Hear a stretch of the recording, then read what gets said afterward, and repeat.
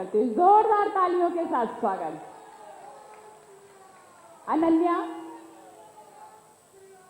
दामिनी, ये हमारे बाल स्वरूप नन्हे मुन्ने मुख्यमंत्री बाल सेवा योजना के तहत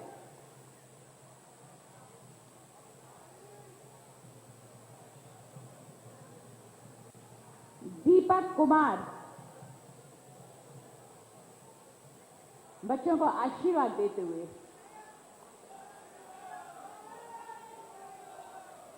एक बार जोरदार तालियां। अर्जुन पाल बच्चों को आशीर्वाद देते हुए, एक बार जोरदार तालियां। ऐसे परम आदरणीय यशस्वी माननीय मुख्यमंत्री महोदय जी हम सभी के बीच, वाकई में हम सभी का ये सौभाग्य। और इसी के साथ हमारे बीच में स्वयं सहायता समूह की बहनें श्रीमती सुमन, श्रीमती सुधा, आपको 5,02,80,000 रुपए के ये चेक देकर सम्मानित किया जाता है राष्ट्रीय ग्रामीण आजीविका मिशन के अंतर्गत। आयुष्मान कार्ड मोहम्मद तारिक, मुख्यमंत्री जन आरोग्य अभियान के अंतर्गत श्रमिक कार्ड की वजह से आपको आयुष्मान कार्ड दिया जा रहा है। श्रीमती गुड्डी देवी, अंत्योदय कार्ड की वजह से आयुष्मान कार्ड दिया जा रहा है। यह बहुत बड़ी उपलब्धि, जोरदार तालियां हमारे सभी लाभार्थियों के लिए। श्रीमती कमलेश कुमारी, आयुष्मान कार्ड देकर आपको सम्मानित किया जा रहा है। श्रीमती फातिमा बेगम,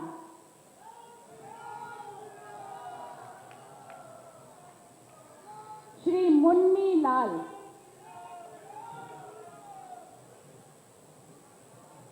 आयुष्मान कार्ड प्रदान किया जा रहा है। श्री विजय कुमार, मुख्यमंत्री आवास योजना के तहत आपको चाबी प्रदान की जा रही है। श्री गुलाब सिंह, मुख्यमंत्री आवास योजना के तहत चाबी। श्रीमती पूजा, आपको भी प्रधानमंत्री आवास योजना के तहत चाबी प्रदान की जा रही है। श्री तारा दास, और ये थे हमारे लाभार्थी। सभी लाभार्थियों के लिए तालियों के माध्यम से आइए उनका हम स्वागत करते हैं और एक बार दिल की गहराइयों से आभार प्रकट करते हुए परम आदरणीय यशस्वी माननीय मुख्यमंत्री महोदय जी का। जी हाँ, प्रदेश के हर वर्ग, जाति, क्षेत्र, धर्म और उम्र के लोगों के जीवन को सरल और सहज बनाने के लिए अनवरत प्रयासरत रहने वाले एवं अपनी सकारात्मक और बृहत सोच से भारत के मानचित्र में उत्तर प्रदेश का मान बढ़ाने वाले हम सभी के दिलों में अपना स्थान जिन्होंने बनाया, यशस्वी परम आदरणीय श्रद्धेय पूजनीय माननीय मुख्यमंत्री महोदय जी को सादर नमन करते हुए मैं ससम्मान आमंत्रित करना चाहूंगी कि अपने उद्बोधन से हम सभी को आनंदित करें। ये हमारी सभी लाभार्थी मंच के सामने ये यादगार पल कैमरे में कैद करते हुए हमारे सभी छायाकार बंधु, और आइए जनपद औरैया के इस यादगार पल का स्वागत करते हैं तालियों के माध्यम से। एक बार जोरदार तालियां परम आदरणीय यशस्वी माननीय मुख्यमंत्री महोदय जी के इस अपनेपन और प्यार जो जन जन तक पहुंचता है। तो आइए उद्बोधन हेतु सादर आमंत्रित करते हुए जय जय श्री राम।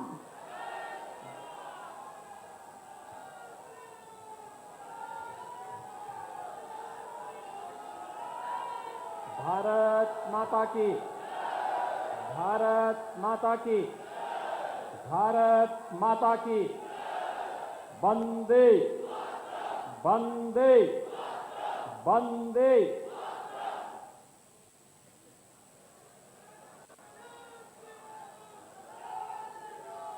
आज के इस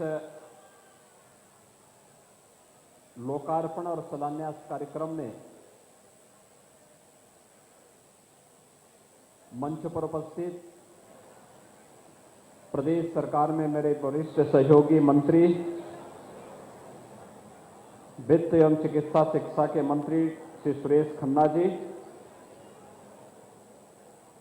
प्रदेश सरकार में ही मंत्री श्री लाखन सिंह राजपूत जी, लोकप्रिय सांसद श्री रामशंकर कठेरिया जी, राज्यसभा की माननीय सांसद श्रीमती गीता साक्य जी, भारतीय जनता पार्टी के क्षेत्रीय अध्यक्ष श्री मानवेंद्र सिंह जी,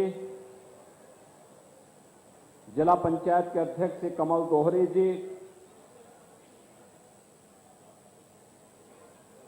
भारतीय जनता पार्टी के जिला के अध्यक्ष श्री राम मिश्र जी,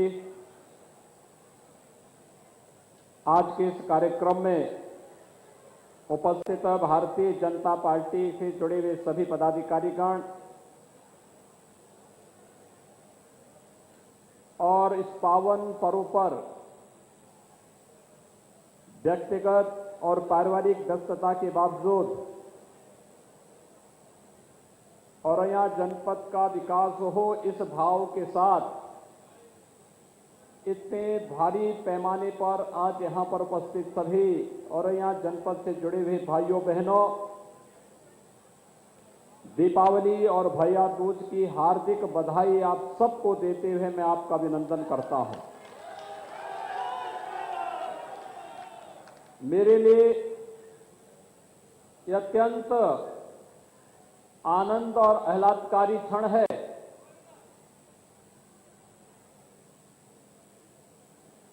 कि लगातार पर्व और त्योहारों की श्रृंखला, धनतेरस,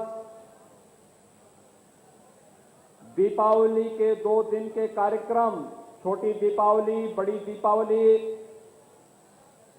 गोवर्धन पूजा, आज भैया दूज और इसके उपरांत गोपाष्टमी का कार्यक्रम, पूर्वी उत्तर प्रदेश और बिहार में छठ का भी आयोजन होता है, भव्य आयोजन होता है।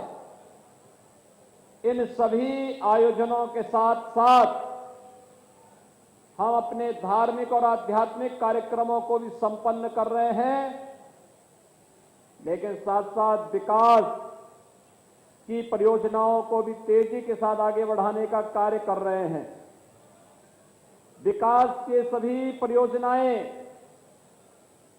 आप सबके लिए मंगलदायी हो, इस विश्वास के साथ आज हम सब इस औरैया जनपद में आए हैं। एक साथ आपके इस जनपद में लगभग 450 करोड़ रुपए से अधिक की परियोजनाओं का लोकार्पण और शिलान्यास का जो कार्यक्रम हो रहा है, इसके लिए मैं आप सबको हृदय से बधाई देता हूं। दीपावली और भैया दूज की हृदय से बधाई और शुभकामना देते हुए आप सबका मैं अभिनंदन करता हूं। भाइयों बहनों, अभी कुछ दिन पहले मैं आया था यहां पर, राजस्थान से जब भारी पैमाने पर चंबल नदी में पानी छोड़ा गया था, औरैया जनपद भी बाढ़ की त्रासदी का शिकार हुआ था। यहां पर किसानों को उनकी फसलों को नुकसान हुआ था, अन्य लोगों के घरों में पानी भी घुसा था। आपने देखा होगा, इससे पहले बाढ़ आती थी, कोई पूछता नहीं था।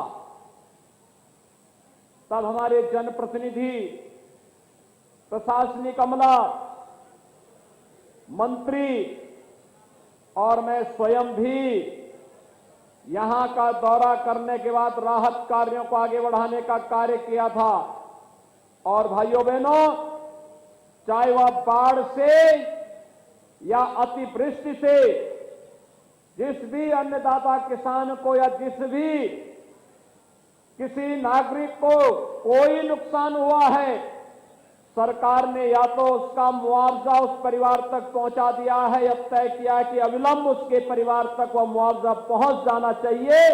ये सरकार की यह संवेदनशील रवैया है, जिसमें गरीब के साथ, पीड़ित के साथ, किसान हो, युवा हो, महिला हो या समाज का किसी भी तबके का कोई व्यक्ति वह शासन की योजना से लाभान्वित हो सके, इसके लिए शासन के स्तर पर लगातार प्रयास किए जा रहे हैं।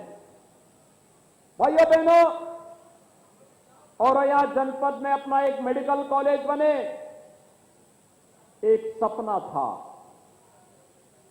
लेकिन हम आभारी हैं प्रधानमंत्री मोदी जी के, जिनकी अनुकंपा से प्रधानमंत्री स्वास्थ्य सुरक्षा योजना के अंतर्गत आज औरैया जनपद का ये सपना भी साकार हो रहा है। अपने विधायकों को, अपने सांसद को इसके लिए बधाई दीजिए, उनका अभिनंदन करिए। और भाइयों बहनों, ये मेडिकल कॉलेज आपके औरैया जनपद को समर्पित करते हुए, शिलान्यास करते हुए मुझे प्रसन्नता की अनुभूति भी हो रही है। ये मेडिकल कॉलेज उच्च स्तरीय स्वास्थ्य की सुविधा तो आपको देगा ही देगा, औरैया जनपद और आसपास के जनपदों के युवा नौजवानों को मेडिकल में प्रवेश की व्यवस्था भी देगा। बालिकाओं के लिए नर्सिंग के पाठ्यक्रम को चलाने में सुविधा होगी। इससे भी न केवल स्वास्थ्य की बेहतर सुविधा, चिकित्सक और नर्सिंग स्टाफ की कमी को दूर करने में मदद मिलेगी, बल्कि विकास और रोजगार की ढेर सारी संभावनाएं आगे बढ़ेंगी। और भाइयों बहनों, 280 करोड़ रुपए की लागत से बनने वाले इस मेडिकल कॉलेज के लिए भी मैं औरैया जनपद वासियों को हृदय से बधाई देता हूं, अपनी शुभकामना देता हूं। भाइयों बहनों, यहां पर आज 109 करोड़ रुपए की लागत से 12 अन्य परियोजनाओं के शिलान्यास का कार्यक्रम भी आज यहां पर संपन्न हुआ है, जिसमें चिकित्सालय हैं, जिसमें किसान कल्याण केंद्र से जुड़े हुए योजनाएं हैं, जिसमें अग्निशमन केंद्र हैं, सेतु और सड़क से जुड़ी हुई परियोजनाएं हैं और गौ आश्रय स्थल हैं। ये सभी प्रकार की योजनाएं इसके साथ जुड़ी हुई हैं, जिनका शिलान्यास और लोकार्पण का कार्यक्रम भी इसके साथ संपन्न हो रहा है। भाइयों बहनों, आपको पूछना चाहिए, इटावा तो आपके बगल में ही है, और इस बात के लिए पूछना चाहिए समाजवादी पार्टी से, कांग्रेस से भी, बहुजन समाज पार्टी से भी, कि आखिर इस प्रदेश में शासन करने का अवसर इन सभी दलों को प्राप्त हुआ। सर्वाधिक समय तक कांग्रेस पार्टी को, इसके उपरांत समाजवादी पार्टी को, उसके उपरांत बहुजन समाजवादी पार्टी को प्रदेश में शासन करने का अवसर प्राप्त हुआ था। लेकिन भाइयों बहनों, केवल मैं स्वास्थ्य की सुविधा की ही बात करूं, 2017 के पहले प्रदेश के चिकित्सालयों में लाइफ सपोर्ट एम्बुलेंस नहीं होती थी। 2017 में आपने आशीर्वाद किया, भारतीय जनता पार्टी की सरकार बनी और हम लोगों ने हर जनपद को कहीं 5, कहीं 6, कहीं 4 लाइफ सपोर्ट एम्बुलेंस उपलब्ध करवाई है। किसी का दुर्भाग्य से एक्सीडेंट हो गया, हार्ट अटैक का दौरा पड़ा, तत्काल उच्च सेंटर में उसे ले जाना है। इस एम्बुलेंस की बड़ी उपयोगिता है, लोगों की जान बचती है और यह कार्य 2017 के बाद हो पाया, 2017 के पहले नहीं हो पाया था। 1947 से लेकर के 2017 तक उत्तर प्रदेश में भाइयों बहनों केवल और केवल 12 मेडिकल कॉलेज बन पाए थे। कितने बन पाए थे? 70 वर्षों में 12 मेडिकल कॉलेज। और भाइयों बहनों, अभी तो हमारी सरकार का 5 साल पूरा नहीं हुआ और इन 5 वर्षों में ही आप याद करना, हम सभी 75 जनपदों में एक मेडिकल कॉलेज देने जा रहे हैं। कार्य की स्पीड आप देख सकते हैं। 70 वर्ष लग गए, केवल 12 मेडिकल कॉलेज आ पाए थे प्रदेश में, लेकिन 5 वर्ष के दौरान हमारी सरकार प्रदेश को 58 मेडिकल कॉलेज देने जा रही है, जिसमें से 32 मेडिकल कॉलेज पे वर्तमान में कार्य चल रहा है और शेष मेडिकल कॉलेजेस पर हम लोग योजना लेकर के आ गए हैं। बहुत शीघ्र उस कार्यक्रम को भी लेकर के आगे बढ़ रहे हैं। आज प्रदेश बदल रहा है, प्रदेश की छवि बदली है। पहले पेशेवर अपराधी और माफिया गरीब का, व्यापारी का, बेटियों और बहनों का जीना हराम कर देते थे, और आज आप देख रहे होंगे अब तो पहले होड़ लगती थी इस बात को लेकर के कि इन माफियाओं को कौन कितना अपने गले में लगा करके इनके माध्यम से राजनीतिक रोटी सेंकी जाए। आज सबको मालूम है, अगर माफिया के ऊपर बुलडोजर चल रहा है तो माफिया के शरणदाताओं के ऊपर भी जरूर चलेगा।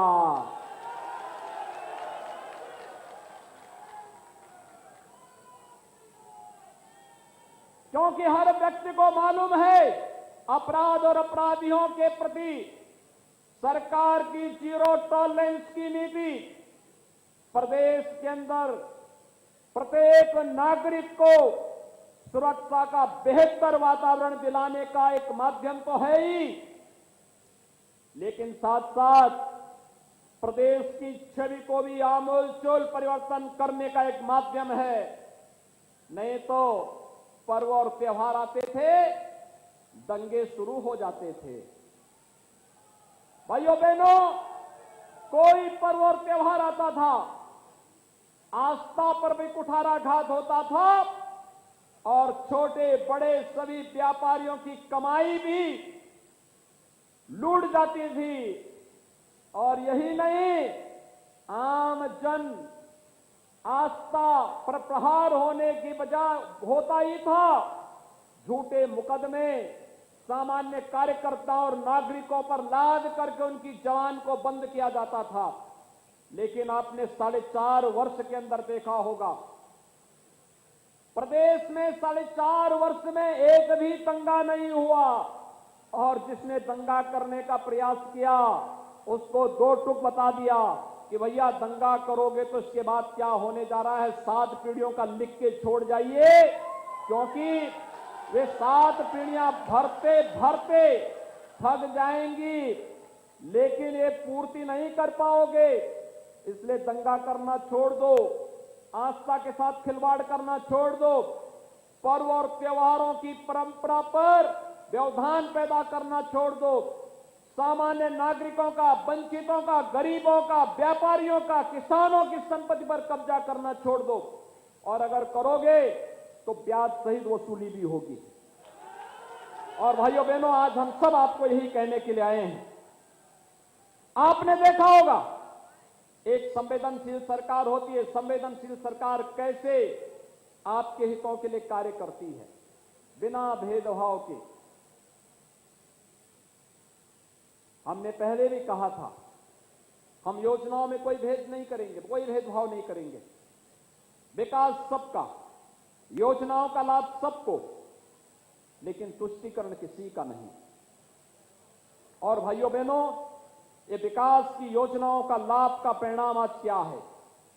आयुष्मान भारत के अंतर्गत 63,083 परिवारों को 1,53,000 से अधिक गोल्डन कार्ड अब तक जारी हुए हैं आपके औरैया जनपद में।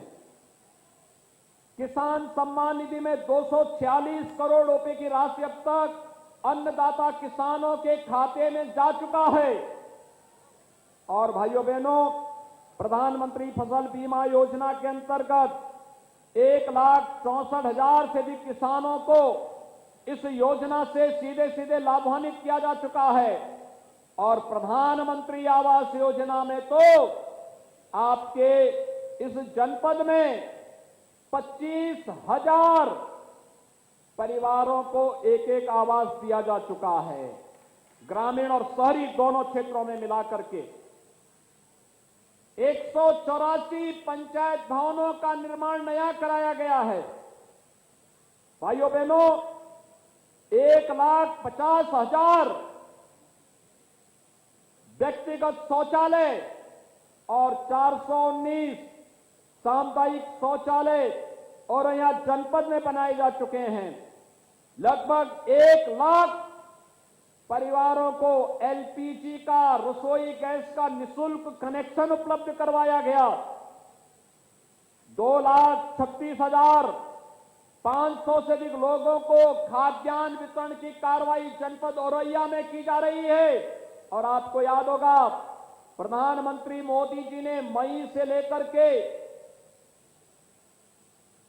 नवंबर तक प्रधानमंत्री अन्न योजना फ्री में हर व्यक्ति को 2021 में उपलब्ध करवाई। 2020 में भी अप्रैल से लेकर नवंबर तक 8 महीनों तक फ्री में खाद्यान्न सभी को प्राप्त हुआ।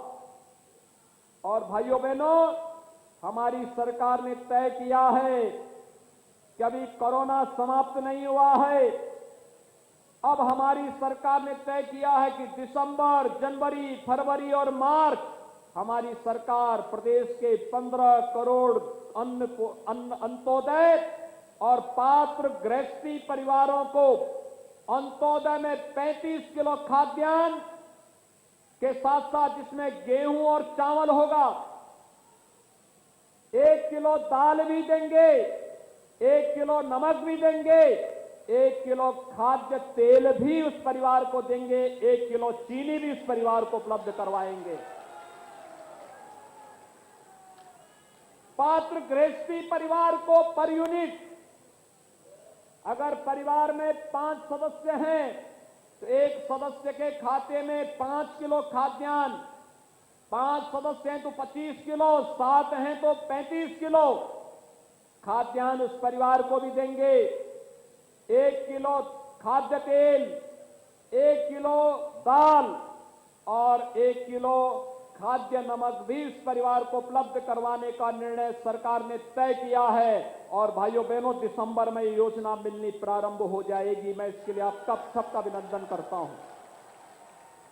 महंगाई इससे पहले भी बढ़ती थी,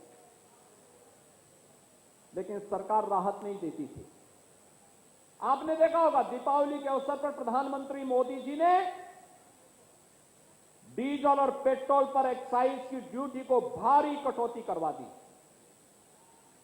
और प्रदेश सरकार ने सहयोग करते हुए साथ में कहा कि डीजल और पेट्रोल पे 12 रुपए हम लोग कटौती करेंगे। और भाइयों बहनों, आज आपने देखा होगा कितनी राहत मिली है। डीजल और पेट्रोल के दाम घटाने से क्या राहत मिली है? सभी लोग खुश हैं। महंगाई इससे नियंत्रित होगी, आम जन को राहत मिलेगी। डीजल आम उपभोक्ता के साथ साथ किसानों के लिए इससे भारी राहत मिलेगी। और भाइयों बहनों, पेट्रोल हमारे युवाओं के साथ साथ नौकरी पेशा करने वाले लोगों के लिए अत्यंत महत्वपूर्ण होता है, क्योंकि उनके बाइक के लिए, स्कूटर के लिए ये बहुत महत्वपूर्ण होता है। और भाइयों बहनों, 12 रुपए, कभी आपने सुना था 12 रुपए की कमी हो रही है, लेकिन पहली बार ये भी कमी की है। इसके साथ ही प्रदेश सरकार ने प्रधानमंत्री श्रम योगी मानधन योजना के अंतर्गत भी लगभग 8,000 श्रमिक यहां लाभान्वित हुए हैं। मुख्यमंत्री सामूहिक विवाह योजना में 642 बालिकाओं की शादी यहां पर संपन्न हुई है। मुख्यमंत्री कन्या सुमंगला योजना में 7,000 बालिकाएं इस योजना से पंजीकृत हुई हैं, जिन्हें 15,000 रुपए साल उनको जन्म लेने से लेकर के और स्नातक तक की पढ़ाई के लिए सरकार उपलब्ध करवाएगी। सौभाग्य योजना में 46,000 से अधिक कनेक्शन मुफ्त में उपलब्ध करवाए गए हैं। भाइयों बहनों, हम लोगों ने तमाम अन्य ऐसे कार्यक्रम किए हैं जिन योजनाओं का लाभ गांव को, गरीब को, किसान को, नौजवान को, महिलाओं को, समाज के प्रत्येक तबके को बिना भेदभाव के प्राप्त हो सके। और ये तभी संभव हो पाया जब प्रदेश सरकार ने प्रधानमंत्री मोदी जी के सबका साथ, सबके विकास के मंत्र को अंगीकार किया। आज सबका साथ और सबके विकास का ये मंत्र किस रूप में हर तबके को बिना किसी सिफारिश के नौजवान को नौकरी मिल रही है, गरीब को खाद्यान्न मिल रहा है, किसान को किसान सम्मान निधि का लाभ मिल रहा है और परंपरागत हस्तशिल्पी और कारीगरों को विश्वकर्मा श्रम सम्मान और एक जनपद एक उत्पाद की योजना का लाभ मिल रहा है। मैं आपको धन्यवाद दूंगा कि कोरोना कालखंड में आपने केंद्र और प्रदेश सरकार की गाइडलाइन का पालन किया। आज जो हम यहां पर आए हैं, मुझे अपने विधायक श्री रमेश दिवाकर के दुखद मृत्यु पर उनके परिवार और उनके सभी चिंतकों के प्रति अपनी संवेदना व्यक्त करता हूं। भाइयों बहनों, बहुत जुझारू विधायक थे, विकास के प्रति प्रतिबद्ध थे, लेकिन द्वितीय लहर ने जिस रूप में उन्हें चपेटे में लिया, आज हमारे बीच नहीं, मैं उन्हें विनम्र श्रद्धांजलि अर्पित करता हूं, उनके परिवार के प्रति अपनी संवेदना भी व्यक्त करता हूं। लेकिन भाइयों बहनों, हमें अभी सतर्क रहना है। कोरोना पूरी तरह समाप्त नहीं हुआ है। वैक्सीन प्रधानमंत्री मोदी जी ने फ्री में उपचार, फ्री में टेस्ट, फ्री में अन्न योजना चला करके और सबको वैक्सीन, फ्री में वैक्सीन की घोषणा करके 100 करोड़ से अधिक लोगों को अब तक वैक्सीन दिया है। आप में से कितने लोगों ने वैक्सीन लिया है? हाथ खड़े के बताओ। वाह भाई, आप तो बहुत अच्छे लोग हैं भाई, बड़ा अभिनंदन करता हूं मैं आप लोगों का। लेकिन मेरी आप सबसे अपील है, जिन लोगों ने वैक्सीन नहीं ली है अभी तक, उन लोगों को फ्री में वैक्सीन, सबको वैक्सीन देने के लिए प्रेरित करें। ये कोरोना महामारी में सुरक्षा का एक बेहतर उपाय है। प्रधानमंत्री मोदी जी को फ्री में वैक्सीन देने के लिए हम अभिनंदन करते हैं, उनका आभार भी व्यक्त करते हैं। और मेरी आप सबसे अपील है, अभी भी हमें कोरोना के प्रति सतर्क रहना पड़ेगा। पर्व और त्योहार आएंगे भी, भीड़ भाड़ से बचना होगा, 2 गज की दूरी और मास्क है जरूरी का पालन करना होगा। अगर हम इन सभी चीजों का पालन करते हैं तो भाइयों बहनों, आने वाला समय हर प्रकार से हम लोगों को कहीं न कहीं इस महामारी से बचाव के साथ साथ आगे की योजना को आगे बढ़ाने में भी मदद करेगा। भाइयों बहनों, आज मैं आपसे केवल एक बात कहना चाहता हूं, और वह है, मैं पिछले दिनों जब यहां आया था, पंचनद की बात हुई थी। पंचनद परियोजना को आगे बढ़ाने के लिए सरकार ने निर्णय लिया है कि इस कार्य योजना को हम तेजी के साथ आगे बढ़ाएंगे। इटावा, औरैया और उसके आसपास के तमाम अन्य जनपद सिंचाई की बेहतर सुविधा तो मिलेगी ही, विशुद्ध पाइप पेयजल योजना से हर घर नल योजना भी यहां पर हम लोग हर परिवार तक पेयजल की योजना पहुंचाने में मदद मिलेगी। अब योजनाओं के लिए सिफारिश करने की आवश्यकता नहीं, विकास की योजना आपके गांव और आपके घर तक आएगी। हमें उसके लिए तैयार रहना होगा।